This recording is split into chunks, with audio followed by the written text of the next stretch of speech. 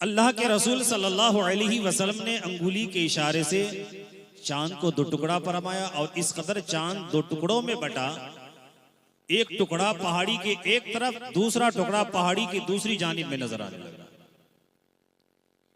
तो 1400 साल पहले इसी भारत की सरजमीन पर कुछ ऐसे लोग भी गुजरे हैं कि अपनी मंजिला पर टहल रहा था, जिसमें से राजा भोज का नाम आपने सुना होगा। राजा भोज अपनी मंजिल पर टहल रहा था, उसने देखा कि यकायक आसमान के चांद दो भागों में बट चुका है। उसी रात इसी भारत की सरजमीन पर रहने वाले बाबा रतन हिंदी का नाम आपने सुना होगा। बाबा रतन हिंदी भी अपनी मंजिला पर टहल रहे थे, उसने भी अपनी आंखों से देखा कि चांद दो भाग में बट चुका है, चांद दो टुकड़े हो चुके हैं। तफ्तीश और तहकीक के बाद पता चला ताजिरों के जरिया कि मक्का की सरजमीन पर एक ऐसा बालक आया है जिस बालक ने जमीन पर खड़ा होकर आसमान की तरफ इशारा किया है तो चांद दो टुकड़ा हो गया है। ऐ मेरे भाइयों, प्यारे आका हजरत मुहम्मदुर रसूलुल्लाह सल्लल्लाहु तआला अलैहि वसल्लम मक्का के कुफार और मुशरिकीन को अपनी की उंगली के इशारे से चांद दो टुकड़ा करके ये मौजज़ा दिखला रहे थे। लेकिन हिंदुस्तान के अंदर बाबा रतन हिंदी और क्या कहते बाबा रतन हिंदी की मुकद्दर का सितारा जाग उठा और बाबा रतन हिंदी की मुकद्दर का सितारा जाग उठा। और जब अल्लाह के रसूल सल्लल्लाहु अलैहि वसल्लम ने चांद दो टुकड़े किया तो राजा भोज और बाबा रतन हिंदी के बारे में जब उनकी तारीख पढ़ी जाती है तो आपको पता चलता है बाबा रतन हिंदी और क्या कहते बाबा रतन हिंदी ने तहकीक और तफ्तीश के बाद मक्कतुल मुकर्रमा का सफर किया और मक्कतुल मुकर्रमा सफर करने के बाद बारगाह रिसालत माब सल्लल्लाहु अलैहि वसल्लम में हाजिरी देते हैं और हाजिर देने के बाद अरीजा पेश करते हैं, ऐ अल्लाह के रसूल सल्लल्लाहु अलैहि वसल्लम, मैं हिंदुस्तान से चलकर आपकी बारगाह में आया हूँ, हमें भी कलमा पढ़ाकर मुसलमान बना लीजिए, लेकिन उससे पहले कोई मौजज़ा दिखलाइए। तो सरकार ने फरमाया था, ऐ बाबा रतन हिंदी, क्या तुम उस वाक़े को भूल चुके हो कि जब मेरा बचपने का जमाना गुजर रहा था, तुम तिजारत के लिए मक्का की सरजमीन आया था और जब तिजारत के लिए तुम चल रहा था, सफर में था, तो मैं एक मकाम पर चंद बकरियों को लेके गुजर रहा था। बारिश होने की वजह से नाली में पानी जम चुका था, मेरी बकरियां छलांग लगा कर वो पार जा चुकी थी, लेकिन मैं उस पार न जा सका। बाबा रतन हिंदी से कहा कि आप बड़े थे, आपने उस वक्त अपनी जुबान से कहा था इशारों में, ए बच्चे क्या तुम्हें उस पार जाना है? तो मैंने सर हिलाया था, तो उसके बाद आपने अपने कंधे पर उठाकर आपने नाली पार करवाया था। मैंने उस जमाने में उस वक्त आपको 7 बार ये दुआएं दी थी, अल्लाह तुम्हारी उम्र लंबी करे, अल्लाह तुम्हारी उम्र लंबी करे, अल्लाह तुम्हारी उम्र लंबी करे। ऐ बाबा रतन हिंदी, तुम क्या मौजज़ा देखना चाहते हो? जो बात मैंने बोल दी है, मैंने 7 बार दुआएं दी है, अल्लाह तुम्हारी उम्र 7 साल। तो अल्लाह के रसूल ने चांद को दो टुकड़ा किया, बाबा रतन हिंदी के मुकद्दर का सितारा जाग उठा, कलमा पढ़ के मुसलमान हो गए। और राजा भोज के बारे में आता है, वो भी लंबी मुसाफत तय करके मक्का की सरजमीन पहुंचे और पैगंबर इस्लाम सल्लल्लाहु अलैहि वसल्लम की बारगाह में पहुंचकर वो भी कलमा पढ़कर मुसलमान हो गए। इसके बहुत बड़ी लंबी चौड़ी बात है, मैं मुख्तसर तौर पर बताने की कोशिश कर रहा हूं कि बाबा रतन हिंदी के साथ राजा भोज ने कलमा पढ़ के मुसलमान हो गया। किताबों में आता है राजा भोज जब कलमा पढ़ के मुसलमान हुआ तो उसे कन्या समेत बनबाश कर दिया गया था, राजपाट से बेदखल कर दिया गया था। कहा जाता है कि पूरी जिंदगी नराशंस की याद में, हजरत मोहम्मद सल्लल्लाहु अलैहि वसल्लम की याद में राजा भोज ने गुजार दी थी। इसी के ताल्लुक से आला हजरत अशाह इमाम अहमद रजा खान फाजिल बरेलवी रज़ी अल्लाह तआला अन्हु इरशाद फरमाते हैं, चांद चांद इशारे से हो चाक, अंधे नजरी देख ले कुदरत रसूलुल्लाह की। सूरज उल्टे पांव पलटे, चांद इशारे से हो चाक, अंधे नजरी देख ले कुदरत रसूलुल्लाह की। ऐ मेरे भाइयों, यहीं तक महदूद नहीं, आला हजरत अशाह इमाम अहमद रजा खान फाजिल बरेलवी रजी अल्लाह ताला अन्हु इरशाद फरमाते हैं, सुबह तैबा में हुई, बटता है बाड़ा नूर का, सदका लेने नूर का, आया है तारा नूर का।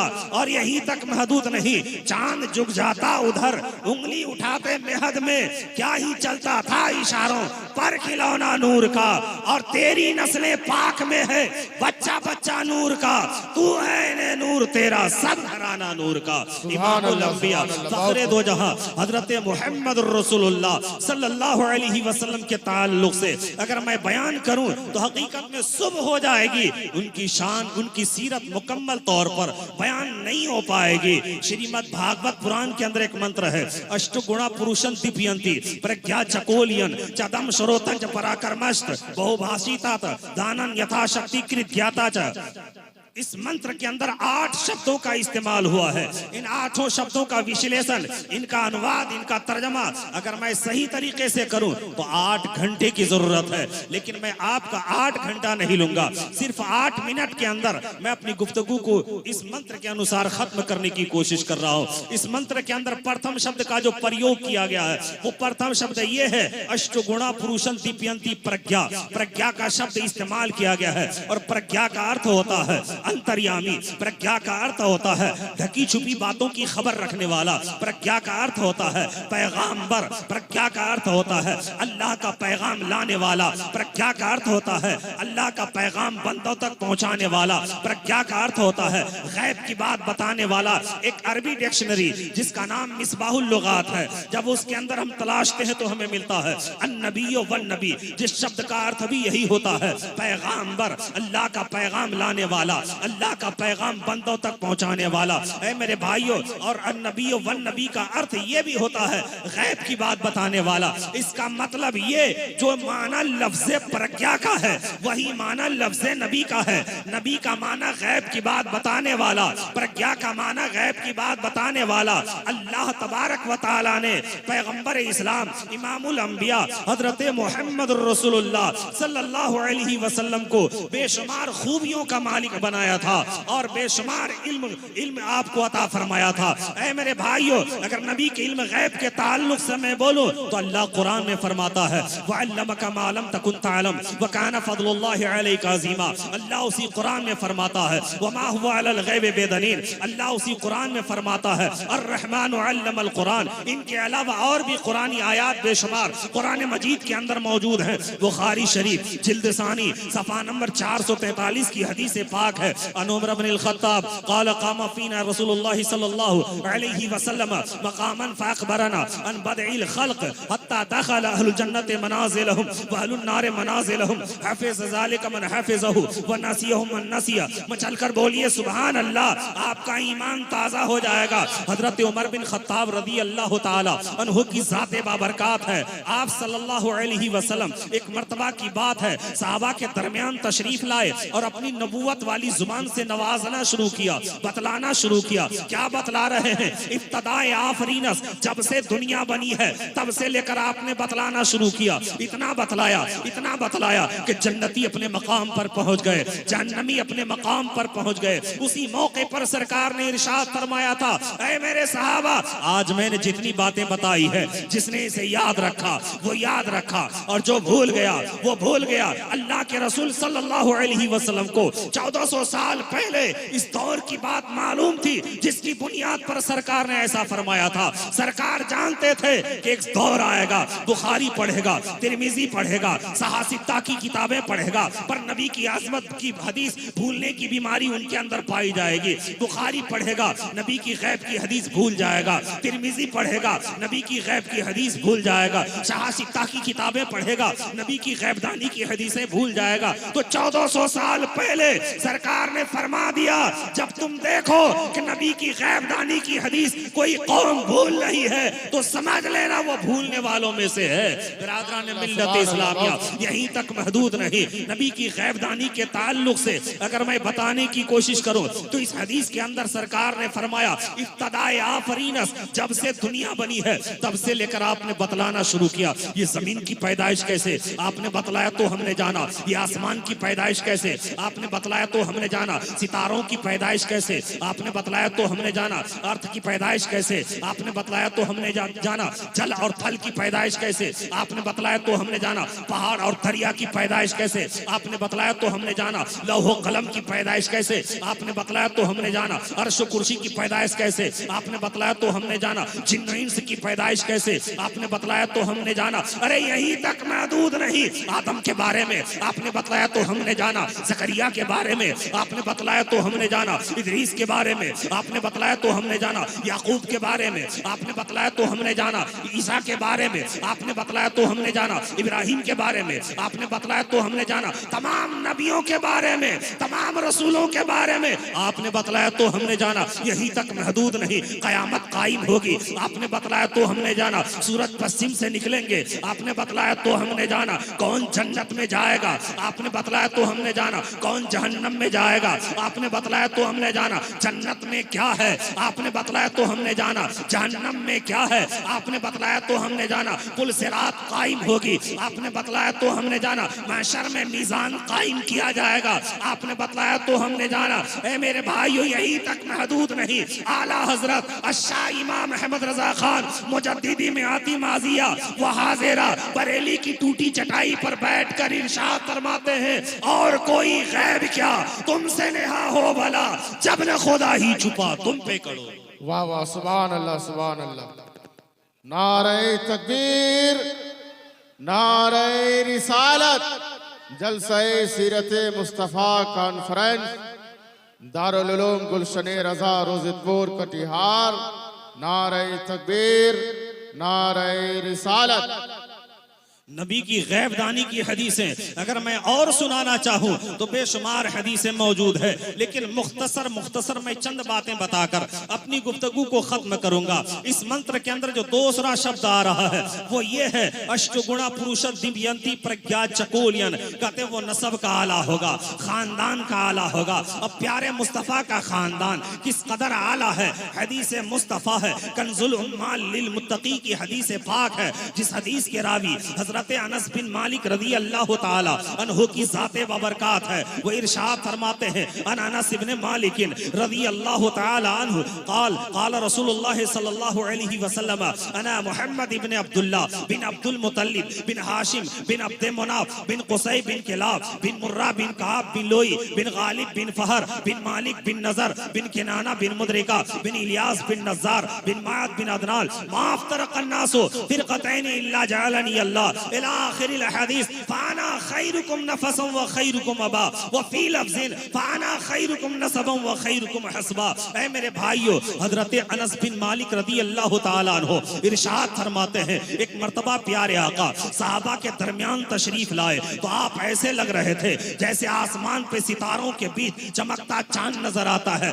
आमना के लाल ने इरशाद फरमाया, ऐ मेरे सहाबा मैं कौन हूँ? तो सहाबा ने अरीजा पेश किया, या रसूल अल्लाह आप अल्लाह के रसूल हैं। तो प्यारे मुस्तफ़ा ने इरशाद फरमाया, अना मोहम्मद इब्न अब्दुल्ला, मैं मोहम्मद अब्दुल्ला का बेटा, अब्दुल्ला अब्दुल मुत्तलिब का बेटा, अब्दुल मुत्तलिब हाशिम का बेटा, हाशिम अब्द मुनाफ का बेटा, अब्द मुनाफ कुसै का बेटा, कुसै किलाब का बेटा, किलाब मुर्रा का बेटा, मुर्रा लोई का बेटा, लोई गालिब का बेटा, गालिब फहर का बेटा, फहर मालिक का बेटा, मालिक नजर का बेटा, नजर केनाना का बेटा, केनाना मुदरिका का बेटा, मुदरिका इलियास का बेटा, इलियास नज़ार का बेटा, नज़ार मात का बेटा। माफ तरक अन्नास फ़िरक़तैन इल्ला जअलनी अल्लाह, अल्लाह के रसूल ने फरमाया, अल्लाह ने दो कौम दुनिया में कभी पैदा नहीं फरमाया, दो जमात के लोग दुनिया में कभी पैदा नहीं फरमाया, और जब भी पैदा फरमाया मुझे बेहतर जमात में पैदा फरमाया। फाना खैरुकुम नफसन व खैरुकुम अबा। तो ऐ मेरे सहाबा, अगर मैं अपने नफ्स की बात करूं तो मेरा नफ्स करीम तुम्हारे बाप दादाओं से अफजल व आला। अगर मैं अपने खानदान और नसब की बात करूं तो मेरा नसब व हसब तुम्हारे बाप दादाओं से अफजल व आला। आला हजरत शाह इमाम अहमद रजा खान फाजिल बरेलवी फरमाते हैं वो कमाल हुस्न हुजूर है कि गुमाने नक्शे जहां नहीं, यही फूल खार से दूर है, यही शम्मा है।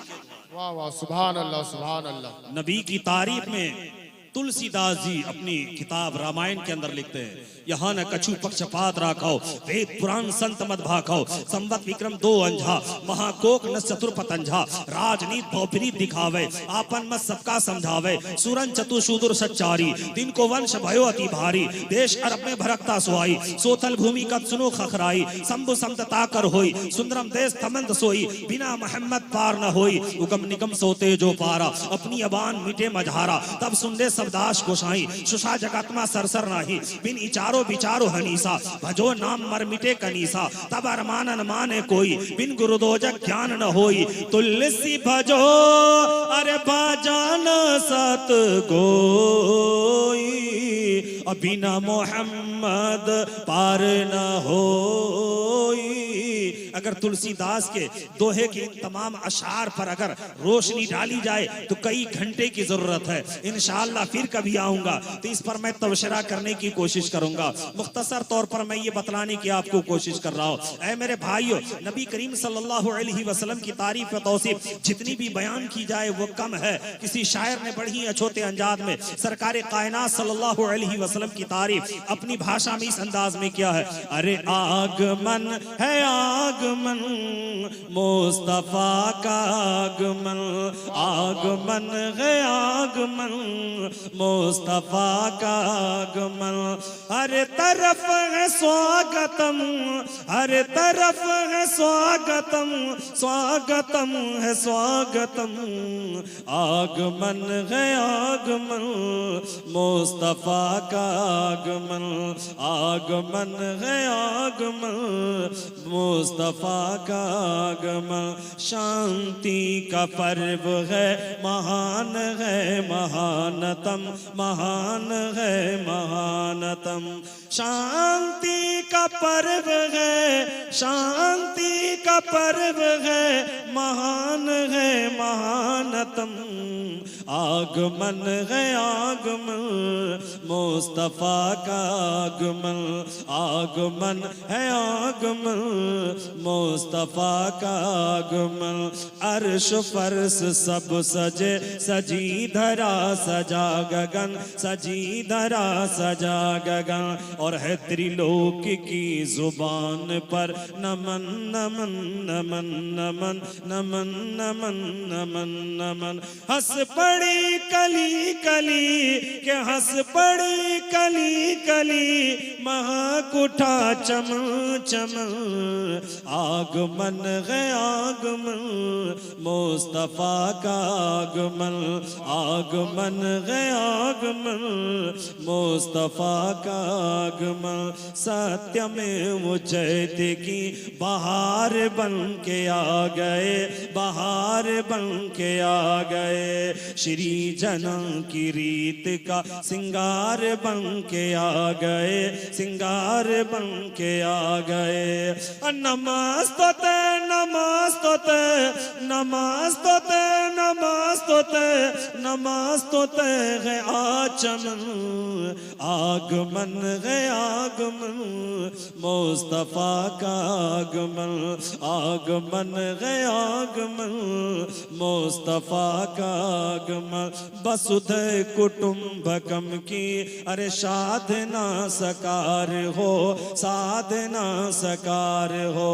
हर जीव से स्नेह हो, हर आत्मा से प्यार हो, हर आत्मा से प्यार हो, धर्म हो तो प्यार हो, अरे धर्म हो तो प्यार हो, जौहर कहे श्रेष्ठतम, आगमन है आगमन मुस्तफा का आगमन, आगमन है आगमन मुस्तफा का आगमन।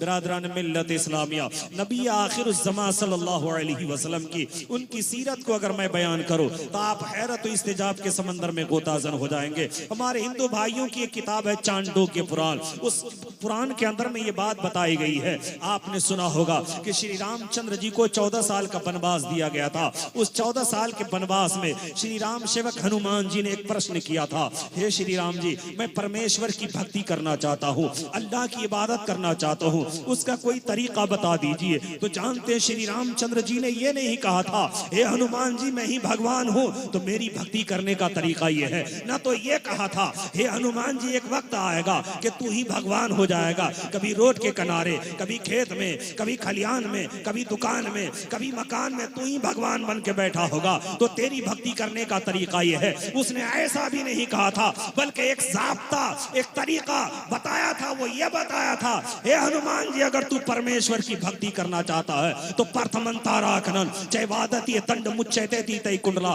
कारम चतुर्थ अर्धचंद्रक पंचबिंदु संयुक्त ओम नित्य ज्योति रूपक। हे हनुमान जी अगर तू परमेश्वर की भक्ति करना चाहता है तो पहले सीधे खड़े हो जाओ, फिर आधे चांद की तरह झुक जाओ, उसके बाद दंडवत यानी जमी बोश होकर सजदा करो, फिर सीधे होकर बैठ जाओ और परमेश्वर की तरफ ध्यान लगाओ। ये तरीका जो बताया जा रहा है, मुसलमान जब नमाज पढ़ता है तो नमाज में पहले खड़े होता है, फिर आधे चांद की तरह झुककर वो रुकू करता है, दंडवत यानी जमी बोश होकर सजदा करता है और सीधे होकर बैठने के बाद नमाज मुकम्मल करता है, रब की तरफ ध्यान लगाता है। मैं ये नहीं कहता कि श्री रामचंद्र जी ने अयोध्या की सरजमीन पर श्री हनुमान जी को नमाज का तरीका बताया, लेकिन इतना तो कह सकता हूँ पूरी दुनिया का मुसलमान, चाहे वो भारत का रहने वाला हो, इंडोनेशिया का रहने वाला हो, अमेरिका का रहने वाला हो, अफगानिस्तान का रहने वाला हो, पूरी दुनिया का मुसलमान जब भी नमाज पढ़ता है इसी तरीके पर नमाज पढ़ता।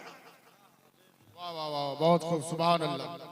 बरदरान मिल्लत इस्लामिया, नबी आखिरुज़्ज़मा सल्लल्लाहु अलैहि वसल्लम की जिंदगी का मुताला करने वालों, हमारे हिंदू भाइयों की धार्मिक पुस्तकों के अंदर यह भी लिखा, नराशंस प्रति धामान यक जनो तिश्रो दिवा महवा शोरची, कहते हैं नराशंस जब पृथ्वी लोक में पधारेंगे वो खूबसूरत व्यक्तित्व का मालिक होगा, खूबसूरत चेहरे का मालिक होगा। ऐ मेरे भाइयों, नबी करीम सल्लल्लाहु अलैहि वसल्लम के चेहरे को किसी ने देखा तो कहा सूरज की तरह है, किसी ने देखा तो कहा चांद की तरह है, किसी ने देखा तो कहा तलवार के धार के मानिंद है। लेकिन कुर्बान जाओ अजमत मुस्तफा पर, जब डॉक्टर इकबाल ने कहा था, क्या कहा था, अरे चांद से तशबीह देना ये भी कोई इंसाफ है, अरे चांद में तो दाग है उनका चेहरा साफ है। प्यारे मुस्तफा अलैहिस्सलातु वस्सलाम के दीवानों, अल्लाह के रसूल सल्लल्लाहु अलैहि वसल्लम के एक एक मशहूर सहाबी का कौल जब आप सुनेंगे तो आप हैरत और इस्तेजाब के समंदर में गोताजन हो जाएंगे। हजरत अबू हुरैरा रज़ी अल्लाह ताला अन्हु फरमाते हैं, मा रअयतु शयअन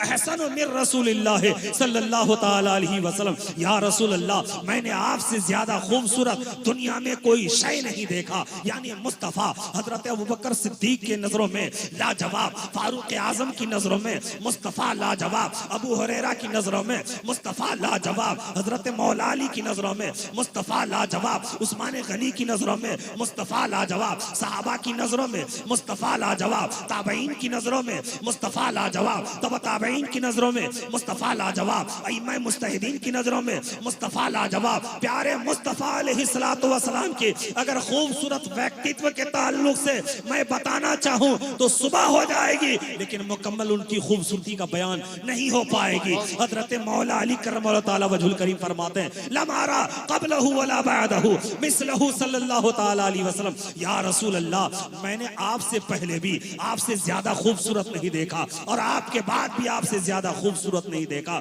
ऐ मेरे भाइयों, प्यारे आका अलैहिस्सलातु वस्सलाम के दीवानों, हजरत जिब्रील अमीन से पूछा गया था, ऐ जिब्रील अमीन तेरी जात इतनी अजीम है, कभी आदम की बारगाह में, कभी जकरिया की बारगाह में, कभी यहया की बारगाह में, तमाम नबी और रसूलों की बारगाह में तेरा आना जाना होता रहा, तेरे आने का अंदाज निराला, किसी की बारगाह में एक बार, किसी की बारगाह में 10 बार, किसी की बारगाह में 100 बार, पर कुर्बान जाओ अजमत मुस्तफा पर, जब मेरे मुस्तफा की बारगाह में हजरत जिब्रील अमीन की आमद होती है तो एक बार नहीं, 2 बार नहीं, 10 बार नहीं। मुहद्दिस अब्दुल हक देहलवी रहमतुल्लाह अलैह तहरीर फरमाते हैं, फरमूद आमद जिब्राइल अलैहिस्सलातु वस्सलाम पर मोहम्मद मुस्तफ़ा सल्लल्लाहु ताला अलैहि वसल्लम 24,000 बार, यानी मेरे आका की बारगाह में हजरत जिब्रील अमीन 1 बार नहीं, 2 बार नहीं, 10 बार नहीं, बल्कि 24,000 मर्तबा हाजिरी देते हैं। और जिब्रील अमीन बयान फरमाते हैं, कल्लबतिल अर्दु मशारिक़हा व मगारिबहा फलम अरा रजुलन अफज़लु मिन मुहम्मद सल्लल्लाहु अलैहि वसल्लम। हजरत जिब्रील अमीन बयान फरमाते, या रसूल अल्लाह, मैंने पूरब देखा, पश्चिम देखा, उत्तर देखा, दक्षिण देखा। जब जिब्रील देखने पर आते हैं तो तातो शरा तक देखते हैं। वो जिब्राइल जब देखने पर आते हैं तो अर्श आज़म तक देखते हैं। वो फरमाते हैं, या रसूल अल्लाह, मैंने आपसे ज्यादा हसीन और जमील दुनिया के अंदर नहीं देखा। आला हजरत शाह इमाम अहमद रजा खान हजरत जिब्रील अमीन की तर्जमानी अपनी जुबान में इस अंदाज में करते हैं, यही बोले सिदरा वाले चमने जहां के थाले सभी मैंने छान डाला, तेरे पाए का न पाया, तुझे यक न यक बनाया, तुझे हम्द है खुदा। वाह वाह, सुभान अल्लाह। नारे तकबीर, नारे रिसालत।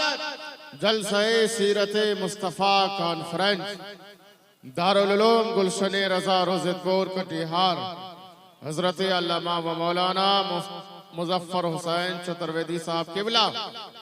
बिरादरान मिल्लत इस्लामिया, आपको पैगंबर इस्लाम सल्लल्लाहु अलैहि वसल्लम के ताल्लुक से श्रीमद् भागवत पुराण के अंदर लिखा गया है, अर्थतेषां भविष्यन्ति मनाशी विजधानी वे वासुदेवांग रागति पुण्य गंधा नीलश पुरुषम। इस मंत्र का अर्थ ये होता है, कहते हैं जब नराशंस पृथ्वी लोक में पधारेंगे, शर्वनमा जब पृथ्वी लोक में पधारेंगे, असल में हमारे हिंदू भाइयों की धार्मिक पुस्तकों के अंदर में जिसे शर्वनमा कहा जाता है वो कोई और नहीं है, जिसे नराशंस कहा जाता है वो कोई और नहीं है। हमारे हिंदू भाइयों की धार्मिक पुस्तकों के अंदर में मोहम्मद, मोहम्मद, अहमेद का शब्द इस्तेमाल किया गया है। इन तमाम शब्दों का महसल मकसद ये है कि आमना के लाल की तारीफ की जाए, अब्दुल्ला के लख्ते जिगर की तारीफ की जाए। ऐ मेरे भाइयों, इस मंत्र के अंदर यह बताया जा रहा है कि जब नराशंस पृथ्वी लोक में पधारेंगे तो वो जिस गली से गुजरेंगे वो गली खुशबू से मुअत्तर हो जाया करेगी, जिस कूचे से गुजरेंगे वो कूचा खुशबू से महकने लगेगा। ऐ मेरे भाइयों, पैगंबर इस्लाम सल्लल्लाहु अलैहि वसल्लम जब इस दुनिया में तशरीफ लाए, जिस गली से गुजरते थे वो गली खुशबू से मुअत्तर हो जाया करता था। जब किसी से मुसाफा करते थे उनकी हथेली खुशबूदार हो जाया करती थी। जब किसी के सर पर हाथ रखते थे तो सर खुशबूदार हो जाया करता था। ऐ मेरे भाइयों, अगर नबी के पसीने और उनके खुशबूदार जिस्म के ताल्लुक से मैं बताऊं तो हकीकत में काफी हदीसें मौजूद है। मैं आपको बतलाने की कोशिश कर रहा हूं। जिस हदीस के रावी हजरत उम्मे सुलैम रदी अल्लाह ताला अन्हा की हदीस है, ये बरहक अल्लाह के रसूल सल्लल्लाहु अलैहि वसल्लम की जाते बाबरकात है। गर्मी का ज़माना है, हजरत उम्मे सुलैम के घर में दोपहर का खाना खाने के बाद आप आराम लेने की गरज से लेट जाते हैं तो आपके जिस्म अतहर पर पसीने के कतरात ऐसे ढलकते और चमकते नजर आए जैसे मोतियों के कतरात ढलकते और चमकते नजर आते हैं। हजरत उम्मे सुलैम रदी अल्लाह ताला अन्हा आपके जिस्म अतहर से पसीना पोंछ पोंछ कर अपनी शीशी में महफूज कर रही है। सरकार अपनी आंखें खोल देते हैं,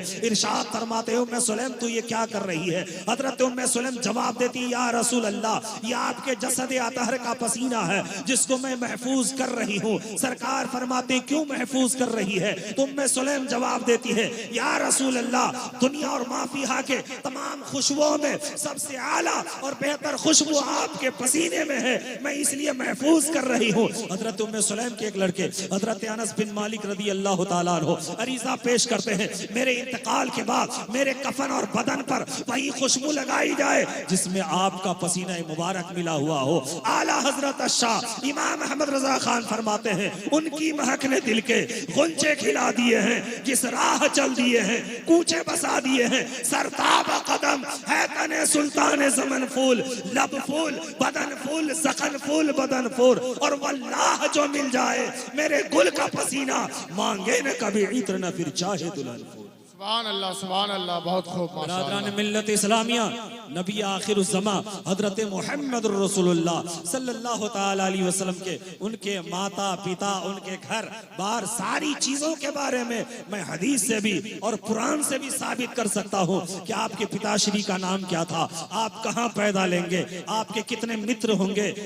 ऋग्वेद के अंदर लिखा गया है, चतुर्भी भ्रातृ त्रैव कर्ष्यामि कलेक्ष्यम, कहते हैं कि जब आप इस पृथ्वीलोक में पधारेंगे आपके 4 मित्र होंगे, 4 अनुयायी होंगे, 4 दोस्त होंगे, जिसके बारे में तुलसीदास जी भी ने कहा चतुर्शूदुर सच्चारी तीन को वंश भयोति भारी। तुलसीदास जी कहते हैं जब आप इस पृथ्वीलोक में पधारेंगे आपके 4 मित्र होंगे और उन 4 मित्र की मदद से आपका मजहब व मिल्लत धीरे धीरे पूरी दुनिया के अंदर सबसे बड़े वंश, सबसे बड़े धर्म की शक्ल में नजर आने लगेगी। ऐ मेरे भाइयों, आज भारत के अंदर में सिर्फ खून खराबा चल रहा है। रोड के किनारे देखो तो कहीं मुसलमान की लाश पड़ी मिल रही है, रोड के किनारे देखो कहीं पर हिंदू की लाश पड़ी मिल रही है। ऐसा लगता है कि भारत की सरजमीन पे हिंदू और मुसलमानों का खून सस्ता हो गया है, जिसकी बुनियाद पर रोड के किनारे कहीं मुसलमान की लाश पड़ी मिल रही है, कहीं सिख की लाश पड़ी मिल रही है, कहीं पर हिंदू की लाश पड़ी मिल रही है। भारत के इस माहौल को किसने परागंदा किया था? क्या डॉक्टर इकबाल ने इसी माहौल को देखकर कहा था सारे जहां से अच्छा हिंदुस्तान हमारा, हम बुलबुले हैं इसकी, ये गुलशिता हमारा? किस बुनियाद पर डॉक्टर इकबाल ने कहा था? भारत की एकता और अखंडता को देखकर डॉक्टर इकबाल ने कहा था, आप भाईचारा और आपस की इत्तेफाक को इत्तेहाद को देखकर डॉक्टर इकबाल ने ऐसा कहा था, सारे जहां से अच्छा हिंदुस्तान हमारा, हम बुलबुले हैं इसकी, ये गुलशिता हमारा।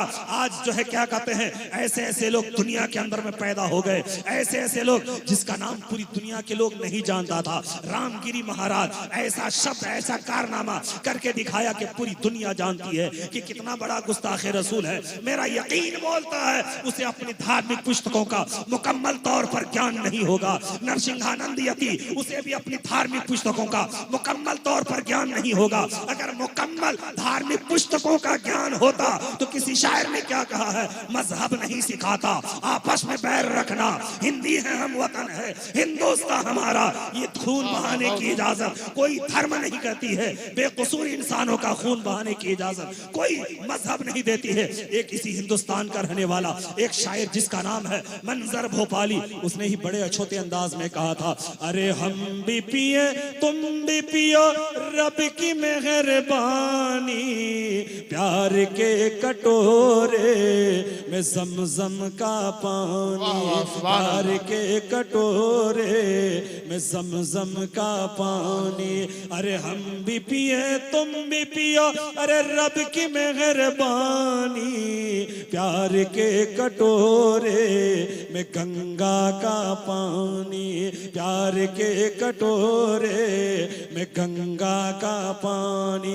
ऐ मेरे भाइयों, भारत के माहौल को परागंदा बना दिया गया है। कौन बना रहा है ये परागंदा? आज की गंदी सियासत एक दूसरे के खून का प्यासा बना दिया है। खुदा की कसम, जब धार्मिक पुस्तकों का ज्ञान सही सही होगा, आज भारतवर्ष में देखा जाए मुसलमान तो कुरान की तालीम घर घर आम कर रहा है, मोहल्ले मोहल्ले में कुरान की तालीम हो रही है, घर घर कुरान की तालीम हो रही, बेशुमार मदारिस भारत की सरजमीन ही पर नहीं पूरी दुनिया के अंदर देखी जा रही है जिसमें कुरान की तालीम दी जा रही है। लेकिन हमारे हिंदू भाइयों की धार्मिक स्कूलों की जब संख्या तलाश करेंगे तो पूरे भारतवर्ष में 1% भी आपको ऐसा स्कूल नहीं नजर आएगा जिसमें धार्मिक पुस्तकों का मुकम्मल ज्ञान दिया जा रहा हो, जिसमें ऋग्वेद, यजुर्वेद, अथर्ववेद, सामवेद, तमाम वेदों को पढ़ाया जाता हो, 18 पुराणों को पढ़ाया जाता हो। वो नहीं पढ़ाएंगे, इसलिए नहीं पढ़ाते हैं कि उनकी किताब में लिखा है ढोल शूद्र पशु और नारी ये सब है तारण के अधिकारी, ढोल पीटने के योग, जानवर पीटने के योग, औरत पीटने के योग, और क्या कहते हैं शूद्र छोटे जाति के लोग पीटने के योग उनकी किताबों में ये भी लिखा है। अगर कोई शूद्र जो है धार्मिक पुस्तकों को पढ़ ले या हाथ लगा दे तो उसके रांगा पिघलाकर उसके आंख और कान पे डाल दी जाए। इसका मतलब ये मुसलमान जिस तरह से तालीम कुरान को आम कर रहा है उसके यहाँ वेदों की तालीम आम करने का रिवाज नहीं है, हर कोई नहीं पढ़ सकता। आपने कुछ दिन पहले सुना होगा जब जीतन राम मांझी बिहार का मुख्यमंत्री बना था, एक मंदिर में पूजा के लिए गया हुआ था। जब मंदिर में पूजा के लिए गया था, जानते हैं कि उसको मंदिर को धुलवा दिया गया था, क्योंकि जीतन राम मांझी छोटे जाति से ताल्लुक रखता था। मंदिर धुलवा दिया गया था। ये भेदभाव उनके हाथों देखी जाती है, पर मुसलमानों के घरों में ये भेदभाव नहीं देखी जाती है। कोई खान होगा तो अपनी जगह पे, कोई सैयद है, अंसारी है, मंसूरी है, चाहे जिस बिरादरी से ताल्लुक रखता हो, अगर उनका बेटा हाफिज कुरान हो गया है, अच्छे आलिम दीन हो गया है, तो मुसलमान कहता है एक ही सफ में खड़े हो गए महमूद और अयाज, ना कोई बंदा रहा ना कोई बंदा नवाज। सुभान अल्लाह, माशाअल्लाह, बहुत खूब। बिरादरान मिल्लत इस्लामिया, मैं कहना चाहूं तो और भी बहुत सारे मैटर हमारे पास मौजूद हैं। दुरूद पाक पढ़िए, अल्लाहुम्मा सल्ली अला सय्यिदिना व मौलाना मुहम्मदिन बारिक सल्लिम सल्लु अलैहि सलातम व सलामन अलैहि या रसूल अल्लाह, सलातम व सलामन अलैहि या हबीब अल्लाह व अला आलिका व असहाबिका सय्यदी या रसूल अल्लाह सल्लल्लाहु तआला अलैहि वसल्लम। ऐ मेरे भाइयों, यहीं तक महदूद नहीं, प्यारे आका अलैहि सलातो व सलाम के दीवानों, प्यारे आका अलैहि सलाम की जिंदगी, उनकी जिंदगी का मुताला जब वेदो पुराण के नजरिए से हम करते हैं, आज हम पूरी दुनिया के मुसलमानों का मुत्तफिका तौर पर अकीदा है कि अल्लाह एक है। अभी कुछ दिन पहले एक हर्राफा क्या कहते, एक सभा को संबोधित कर रही थी और वो अपनी सभा में कह रही थी कि मुसलमान 5 वक्त की अजान देता है और अजान में अल्लाहु अकबर की सदाएं बुलंद करता है, और अजान के बाद मुसलमान 5 वक्त की नमाज पढ़ा करता है, और 5 वक्त की नमाज में सिर्फ एक अल्लाह की भक्ति और एक अल्लाह की उपासना करता है, और 2 से मजहब वालों के लिए वो बद्दुआएं करता है। मुसलमान नमाज में बद्दुआएं नहीं करता। अगर उसे ज्ञान होता अपनी धार्मिक पुस्तकों का तो ये बात न कहता, मुसलमानों पर इल्जाम न थोपता।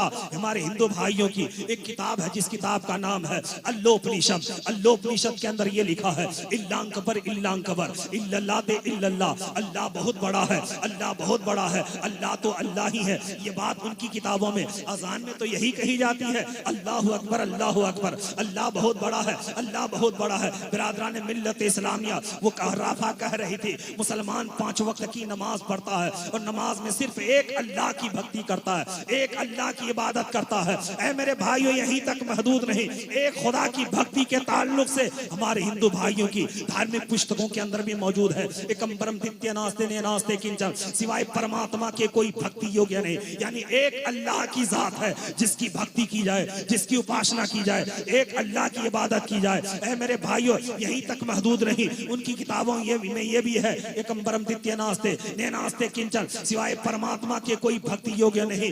एको देव सर्वभूतेषु, एक ही देव है जिसकी भक्ति की जाए, बाकी सब के सब भूत है। ये भारत का कोई मुसलमान नहीं कहा है, बल्कि उनकी किताबों में लिखा है एक ही देव है जिसकी भक्ति की जाए, जिसकी इबादत की जाए, बाकी सब के सब भूत है। इसी भारतवर्ष में देखा जा रहा है कोई पेड़ की पूजा करता है, कोई पहाड़ की पूजा करता है, कोई पत्थर की पूजा करता है, कोई 10 हाथ वाले की पूजा करता है, कोई 4 हाथ वाले की पूजा करता है, कोई श्री कृष्ण की पूजा करता है, कोई श्री रामचंद्र की जी की पूजा करता है।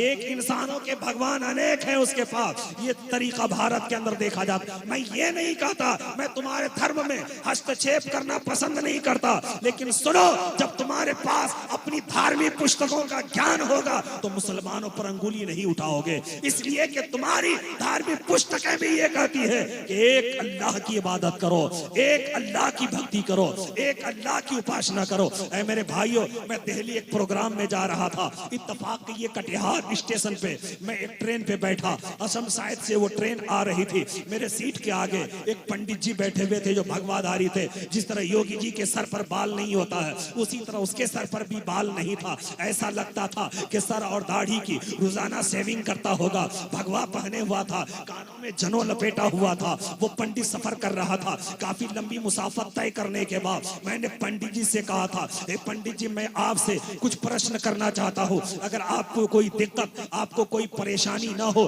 तो मैं कुछ प्रश्न पूछना चाहता हूँ। तो पंडित जी ने कहा, मौलवी साहब शौक से प्रश्न कीजिए। मैंने पंडित जी से कहा कि आप लोग अपने धर्म में एक शब्द का प्रयोग बहुत ज्यादा करते हैं और वो शब्द है ओम।